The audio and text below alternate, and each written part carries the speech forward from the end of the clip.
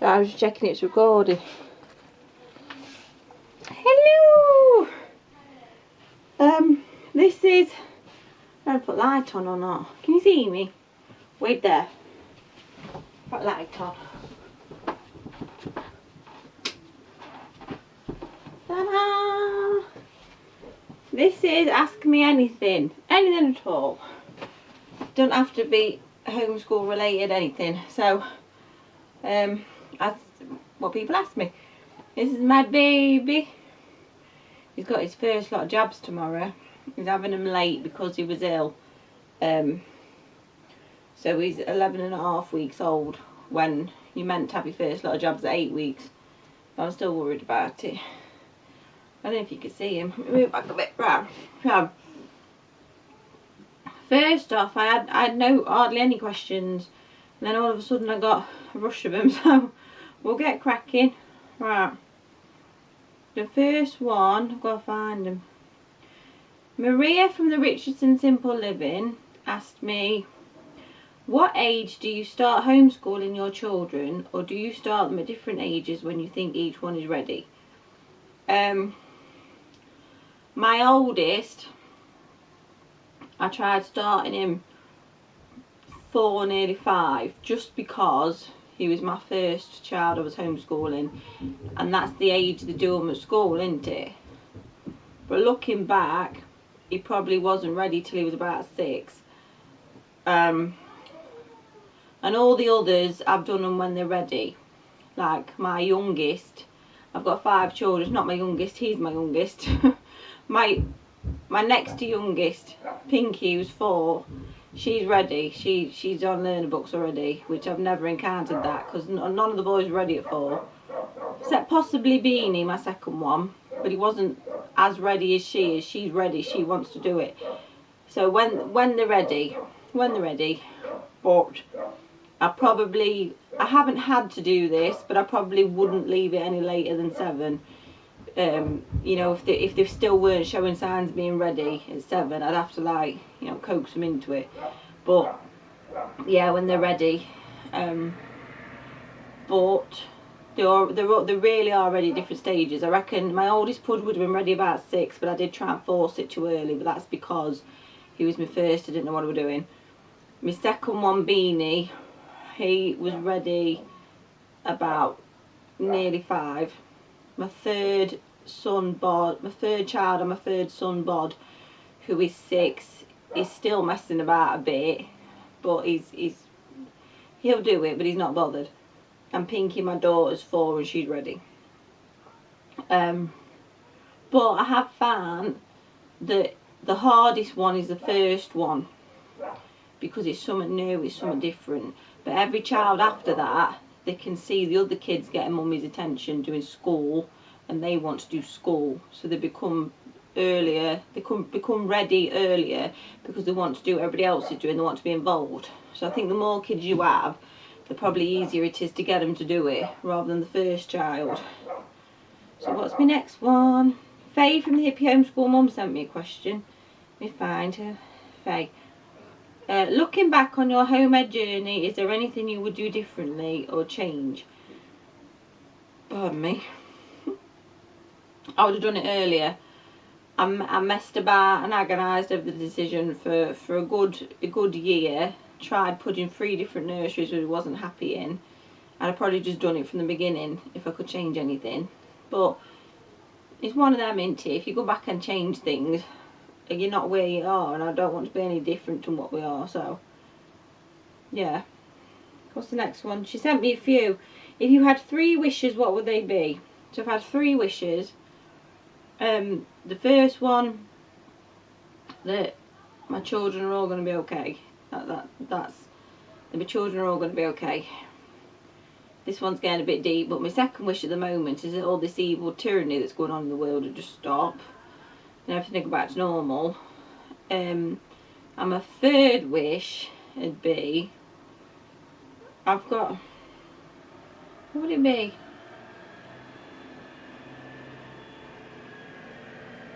I don't know.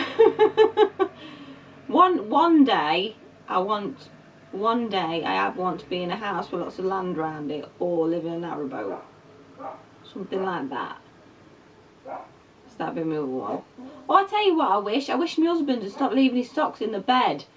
Right, what's the next one? Was it an economical reason or another that you guys don't drive or have a car? We haven't got a car because it took me 5 attempts to pass my driving test. When I first started learning to drive, we had 2 kids, so we could have had a little run around, you know, like a cheap 4-seater car. By the time I passed my test, we had 4 kids and kept getting pregnant. We need a 7-seater, and now of course it's a 7-seater, possibly a 9-seater we'd need. So there's 2 reasons why I got a car. One is money. Well, there's 3 reasons. One is money. Costs a lot to buy a car, and we know nothing about cars. I'd be worried about being ripped off. Car tax, road tax, MOT, all the rest of it, money. The second one is I hate driving. I detest driving. That's why it took me so long to pass my test. It costs. We've got a taxi man who takes us places in taxi like we want to go on holiday, and he doesn't charge a stupid amount because he's not greedy and he knows us. But I say to people how much it costs to hire the taxi man, and they go, oh my god, it'd cost you like, you know, 1/3 of the price if you drove yourself. But they're not taking into account the road tax, the MOT, they're just saying petrol money. But also, I'd have to actually drive it if we had a car. I hate driving. I only learned to drive because my husband's no interest in driving, but I hate driving. And the third one is it can make you lazy. If I had a car, I'd only use it if I needed to use a car. I know people who, I'm not exaggerating, they live on the next street to the school and they drive the kids to school. But I do, sometimes I wish we had a car, because there's things that, you know, if I'm fed up, I think, oh, if I had a car, I could just get in and drive to wherever with the kids, and have a day out, or we could get here, there and everywhere easier, or get to homeschool meetups easier, and yeah. This is another one off Hippie Homeschool Mum. Do you have any long-term plans or aspirations for you, the kids, home ed or otherwise? I've said I'd like to live on a narrowboat or have a house with lots of land on it, or we need a 4-bed house. This is a 3-bed. We could do with a 4-bed house. That's why I've gone back on Khan's last bidding. I'd love to be a proper writer, you know, not self-published, where I have a proper, you know, the books are in the shops, not just on Amazon. A proper writer. I'd like to do that. Well, I don't know, I just want to bring kids up. I want to take them to more horse fairs as well. Where are we? How long have you been homeschooling and why did you start? This is our 7th year. We started when my oldest was 4, but not officially, because I still didn't know what I was doing and didn't really admit it to anybody for a while. We started because he just wouldn't settle at nursery. He used to scream. He was really distressed. And then, so we took him out of nursery. Second nursery we took him to, gave him mushrooms and he's allergic to mushrooms. I didn't apologise. Third nursery, he was really upset again. And it didn't feel right. We were all miserable. It just made us all miserable. So we started looking into home education, and then the ethos behind it and stuff, and we've not looked back. Right. Is your eldest planning on... Oh, these aren't Hippie Homeschool Mum anymore. These are people who've sent to me. TATMM says, is your eldest planning on taking GCSEs? People have been asking me this a lot recently, and he's only 11. So I was thinking, bags of time to sort this out. Bags of time to look into this. But then I was thinking, but do I? I mean, when they're in school, they start deciding at 13, don't they? Their options, what GCSEs they're going to take. And with it being home educated and me going to have to sort it all out myself, maybe it's going to take longer. I can't see my oldest wanting to do GCSEs. My me Beanie might, but my oldest Pudge won't. He's dyslexic and anything like that stresses the hell out of him. But, see, this is the thing. He'd be good at cookery, but when I was at school, 2/3 of the exam was written and only 1/3 was practical. I took textiles and drama. 2/3 of both of them was written and 1/3 was practical, which makes no sense to me in a practical subject. So I don't know if they'd be suitable for him either. A woman I work with, her son's got ADHD and he's at school, and instead of doing GCSEs he's doing an MVQ in life skills, and I thought that might be suitable for Pudge because he'll walk that. He's really good at that.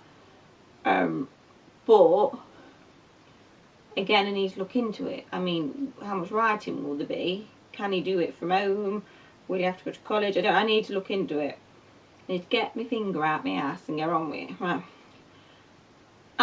A mama bear and her cubs said, oh, when did you decide home? I'd already said that, hadn't I? Any tips for juggling multiple children? Do I look like I knew what I'm doing? I think juggling multiple kids is not just a homeschool thing, it's a life thing, isn't it? You've just got...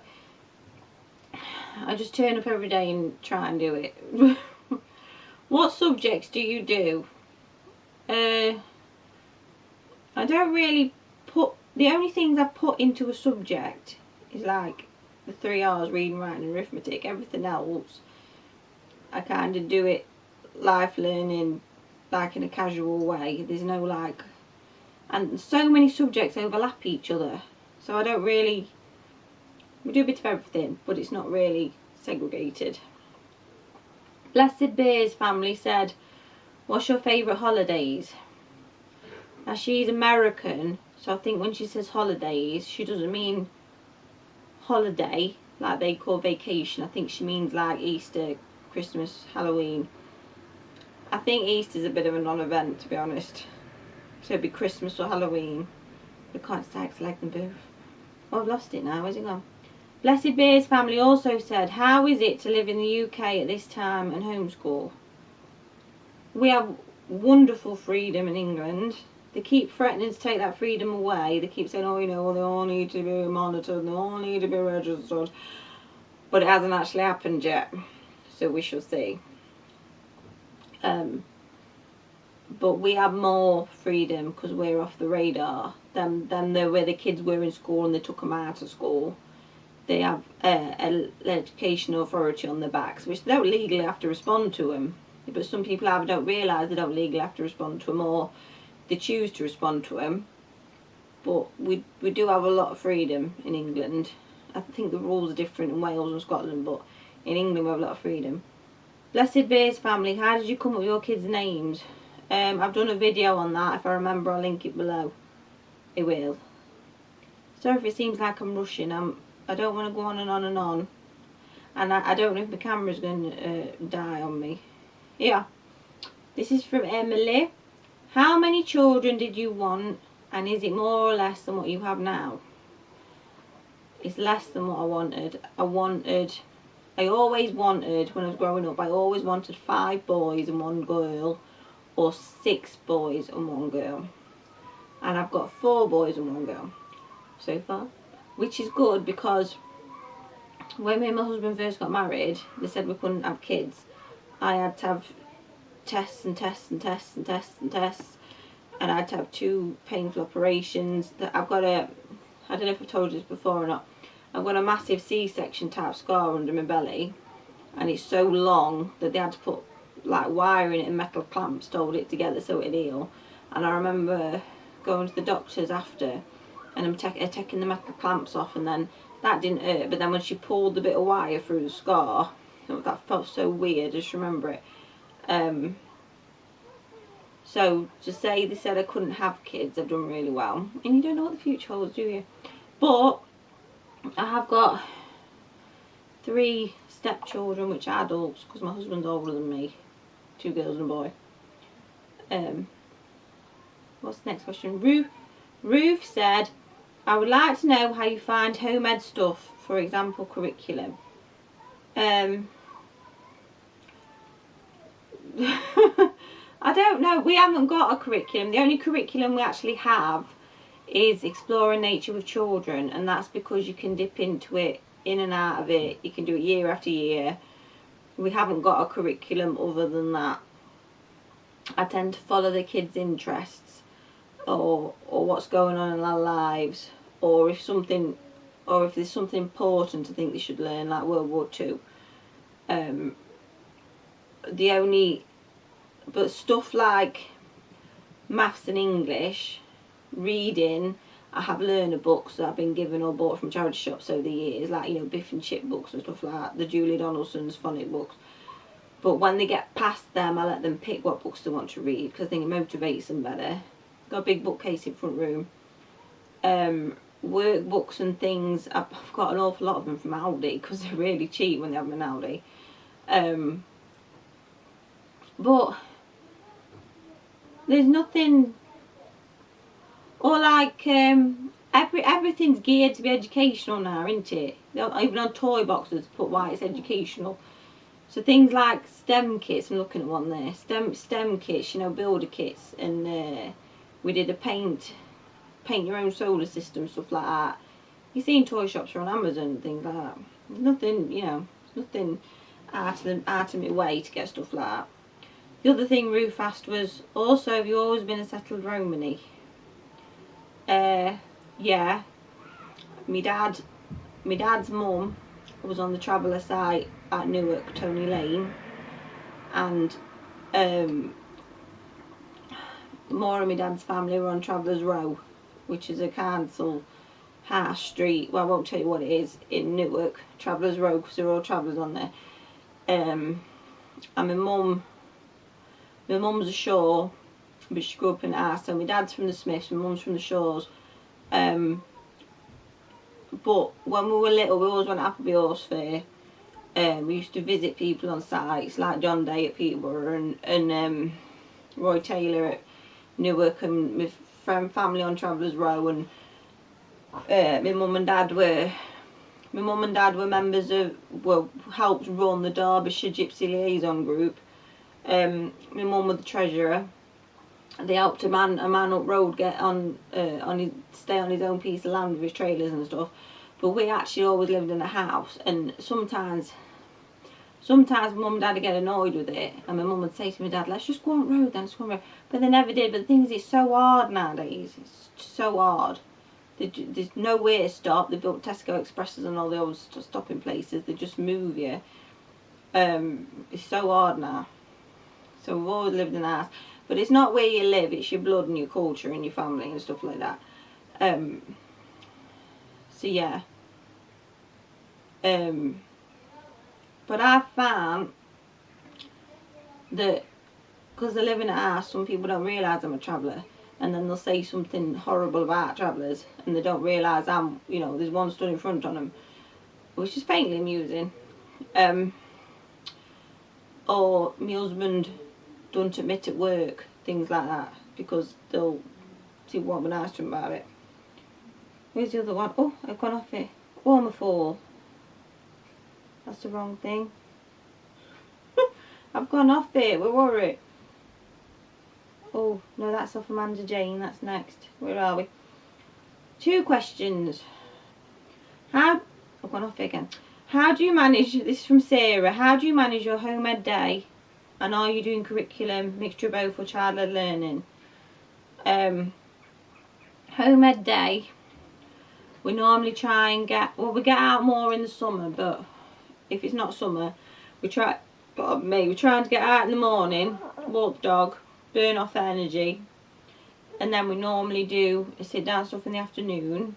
I've already said about curriculum, we are more child-led, we are more chilled out. I'm not very good at planning and sticking to stuff. This is from Rosalind Judich. I'm doing a collaboration with her and filming tomorrow, and I've messaged her just to ask her how to pronounce the name properly. I'm worried about offending her. She's married to a Bulgarian, I think. How is homeschooling in Great Britain different and the same as homeschooling in the States? Well, in America they seem to have different laws for different states, which must be confusing if you move around. It seems to be a lot more popular over there, and there seems to be a lot more resources and things. Like it's fairly normal to have a curriculum and to know, second generation homeschoolers. I don't know anybody who's a second generation homeschooler in England, because it's only become popular in the last few years, even though we've always had it. And that reassures me, because I think, oh, if there's a second generation homeschoolers over there, then they enjoyed being homeschooled, so they've been homeschooling their own children, so it was the right thing, if you know what I mean. We're still kind of in the unknown in England. I think this is the last question. Amanda Jane from Mind Your Matters. Love Amanda Jane. What's she put? How do you navigate a night shift worker and homeschool? And then she's also put not having a car. What tips and tricks get you through when you want to go and do it and can't? We're not having a car. If we can't get there on the bus, we don't go. But are you alright? Oh, but hello. Are you awake? Last question.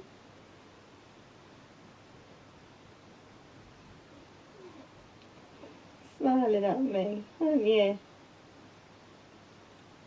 Not having a car, if we can't get, we don't go. I was friends with somebody, another homeschool mum, who turned out to be dead toxic. My most popular video is about her, about the truth about the homeschool community. It would have took me 2.5 hours to get to her on 2 different buses and cost me an arm and a leg. It took her 40 minutes and about £2 worth of petrol to get to us in the car. So she always used to come to visit us for homeschool meetups. And she used to go, oh, I don't mind. But then when she turned on me, that was one of the things she threw against me, that, you know, I always have to come to you. So I've got another homeschool mum who I'm friends with, and she always comes to see us because she's got a car. And I'm always like a bit paranoid. I always say, are you sure you don't mind coming to us? And she's like, of course I don't. It takes me 20 minutes to get here. Of course I don't. But it's in the back of your mind, isn't it? Yeah. Oh, and the night shift worker thing, he's used to all noise. He sleeps through it. Sleeps through it. The only thing is, if we go anywhere, if we do go anywhere, homeschool meetup or something, I have to make sure I'm home to get him up for work in the late afternoon. And if I'm not, I have to remind him to set his alarm and leave some tart for him to eat and stuff like that. Bye. But other than that, he sleeps through it. He's used to it. That was nicely timed, wasn't it? I'm sorry if I brushed through any of them. Well, it's a good job I did, isn't it? Because your man there's awake. If you think about how shall I have time, put it in comments and I'll do another video. Oh, you've seen my baby.